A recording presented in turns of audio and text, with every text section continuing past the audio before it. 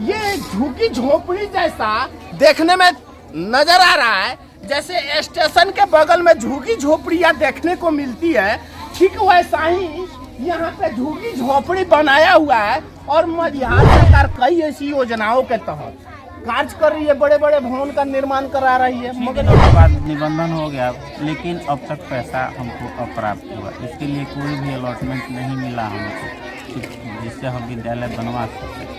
अरे सर, देखा जाए तो जिस तरह से अभी कड़ाके का ठंड है तो बच्चे मजबूर है यहाँ पे पढ़ने के लिए, और आप भी मजबूर हैं बच्चों को पढ़ाने के लिए। यहाँ पे कोई ऐसा व्यवस्था देंगे तो क्या स्थानीय प्रतिनिधि लोग इस पे कोई पहल नहीं कर पाते हैं अपने फंड से? जैसा कि एक बार प्रयास अभी हम बरौली में मौजूद हैं और आप देख सकते हैं नवसृजित प्राथमिक विद्यालय कहला सुभानी टोला में, और ये बच्चों के पढ़ाई की स्थिति, हालांकि बिहार सरकार कई ऐसी योजनाओं के तहत लाखों करोड़ों में भवन का निर्माण करा रही है, वहीं पे अगर देखा जाए तो इस विद्यालय का स्थिति बद से बदतर है।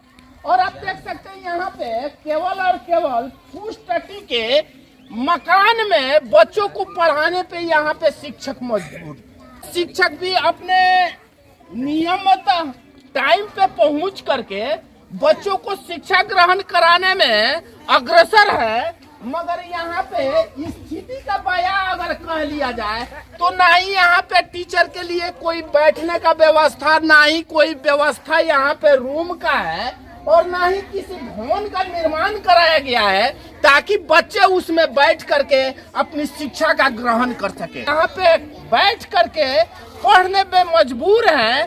तो जिस तरह से मौसम अभी कड़ाके की ठंड में तब्दील हो गया है, वहाँ पे कमरा नहीं होने के कारण बच्चे बाहर बैठ करके पढ़ाई करने पे मजबूर है। और तस्वीरों के माध्यम से आप यहाँ पे देख सकते हैं, ये झुकी झोपड़ी जैसा देखने में नजर आ रहा है, जैसे स्टेशन के बगल में झुकी झोपड़ियाँ देखने को मिलती है, ठीक वैसा ही यहाँ पे झुकी झोपड़ी बनाया हुआ है, और मजबूर है शिक्षक लोग इसी में बैठा करके बच्चों को पढ़ाने के लिए। हालांकि मेरे साथ है यहाँ के प्रधानाध्यापक महोदय जी मौजूद हैं, इनसे हम तमाम कुछ बातें जानने का प्रयास करेंगे कि आखिर ये स्कूल कब से यहाँ पे निर्माण है और कब से यहाँ पे ये पढ़ाई चालू है, और यहाँ का स्थिति जो बद से बदतर आज दिखाई दे रहा है, ये स्थिति में कब सुधार आने वाला है। सबसे पहले सर चाहेंगे कि आपने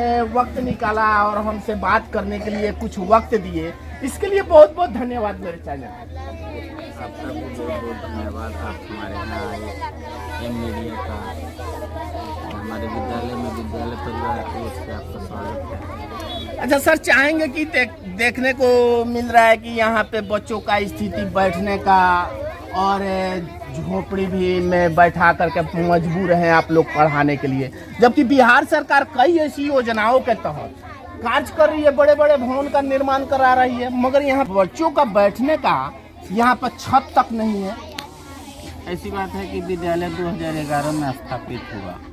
2011 में भवनहीन भूमिहीन विद्यालय था। उस समय हमारे अधिकारियों के प्रयास से, माननीय विधायक जी के प्रयास से असेंबली क्वेश्चन हुआ था, उस पर जो है पैसा अलॉट हुआ, लेकिन भूमिहीन होने की वजह से उसको हमको वापस करना पड़ा।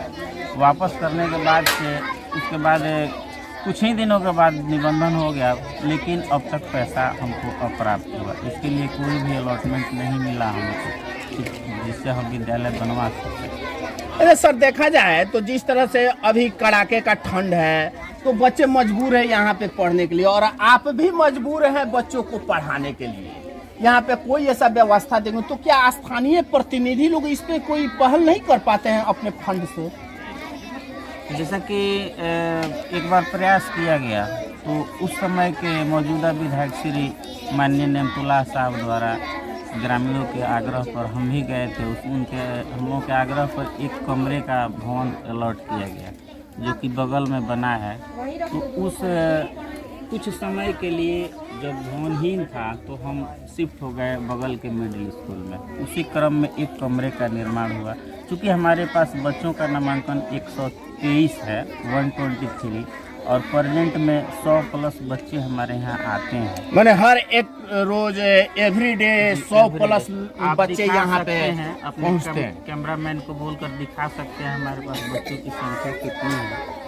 और चूँकि उसमें सभी क्लास का एक साथ पढ़ाई नहीं हो सकता है, बच्चों को बैठने के लिए एक कमरे में कितना बच्चा बैठेगा, तो 30 से 40 बच्चे एक कमरे में बैठते हैं। वैकल्पिक व्यवस्था के तौर पर समग्र अनुदान की राशि से इसको हम किए हैं, जैसे तैसे अपना काम चला रहे हैं। जैसे तैसे काम चला रहे हैं। सर का कहना है कि जिस तरह से सर ने अभी अभी कहा कि जैसे तैसे काम चला रहे हैं, हालांकि ये तस्वीरें देखने के बाद यही बयां हो रहा है कि जैसे तैसे ही काम चल रहा है यहाँ पे।